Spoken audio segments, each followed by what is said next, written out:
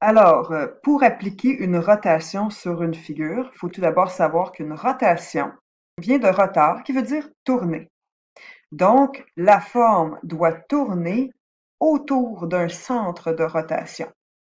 Donc, par exemple, si ici j'ai un centre de rotation, bien, je pourrais lui attribuer un cercle comme ça qui va sur ma figure. Mettons, je le mets sur le point de la flèche ici et je vais faire tourner la flèche en mettant ici un rayon. Alors, voici ici le cercle. La flèche va tourner autour du centre de rotation qui est ici. Et ce qui est particulier, c'est que chacun des points qui forment le cercle sont toujours à égale distance du point qui est le centre. Donc, le point bleu ici de ma flèche va tourner autour comme ça, alors que le point vert, lui, qui est ici, va tourner autour d'un autre cercle qui est celui-ci.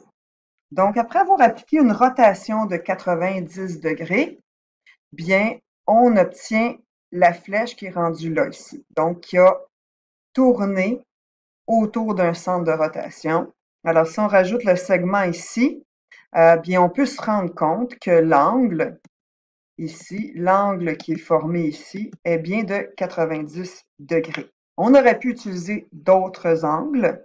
Alors, on pourrait appliquer une transformation de 90 degrés et la flèche serait rendue là. Donc, ça nous donne un 180 degrés, une ligne droite. Donc, tout ça, c'est 180 degrés. On pourrait évidemment prendre des angles qui seraient moins remarquables, comme 20 degrés, 25 degrés, etc. Et là, on pourrait avoir un paquet de flèches qui est autour comme ça, puis on pourrait continuer ainsi. Ce qu'on remarque, c'est que chaque point tourne sur un cercle qui lui est propre.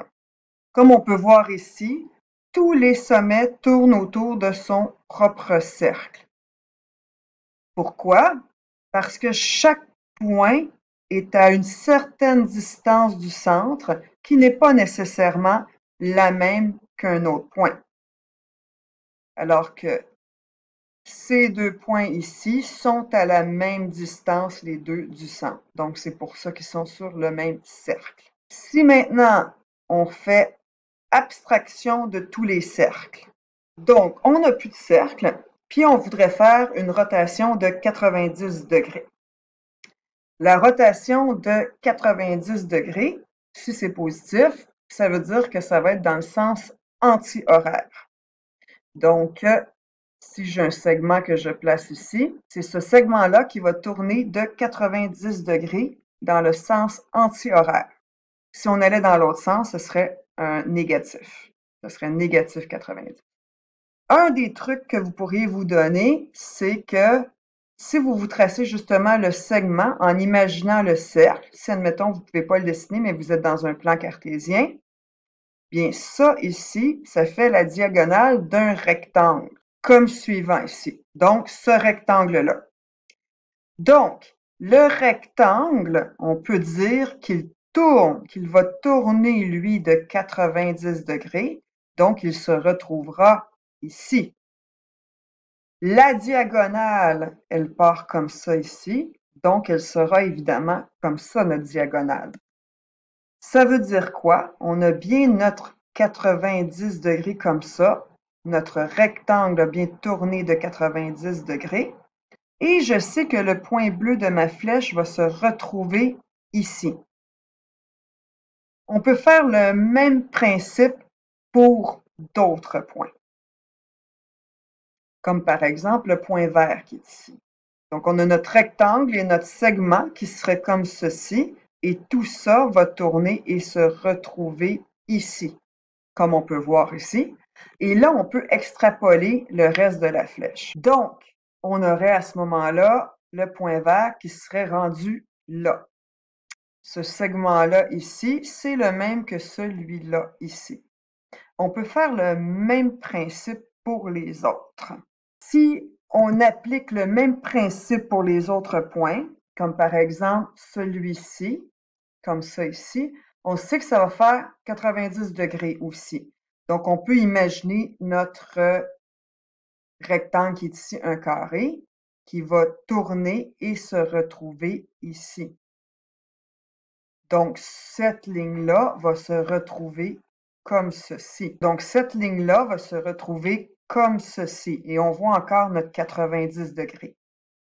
Et là, on peut déjà remettre un autre segment de notre flèche. Donc, qu'est-ce qu'on a ici? On a ce côté-là de notre flèche qui est l'équivalent de ce côté-là ici.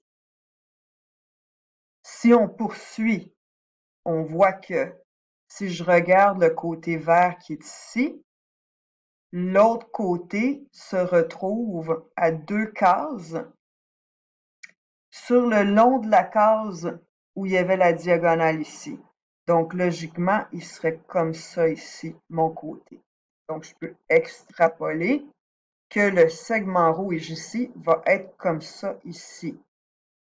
Je pourrais le vérifier en faisant des segments, juste pour m'assurer que si je relie mes points rouges au centre ici, j'ai bien la même distance, c'est-à-dire que je fais 3 ici, je fais 3 ici, j'ai les mêmes diagonales. Donc, j'ai les mêmes distances et je peux vérifier si mon angle ici est bien de 90 degrés. Et il l'est. Donc, ma flèche est bien partie et je vais juste continuer de la sorte pour chacun des points et ça va me donner ça. J'ai donc ma flèche qui est rendue comme ça et ça a bien fait un 90 degrés et on peut le vérifier avec chacun des points.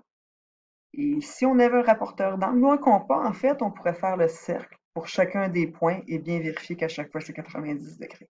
Mais avec le plan cartésien, pour des angles remarquables comme 90 degrés, 180 degrés et en fait tous les multiples de 90 degrés, bien, on peut facilement utiliser nos cases pour nous aider euh, à faire les angles de rotation correctement. On peut utiliser nos carrés pour bien déterminer les angles remarquables qui sont les multiples de 90 degrés. Voilà.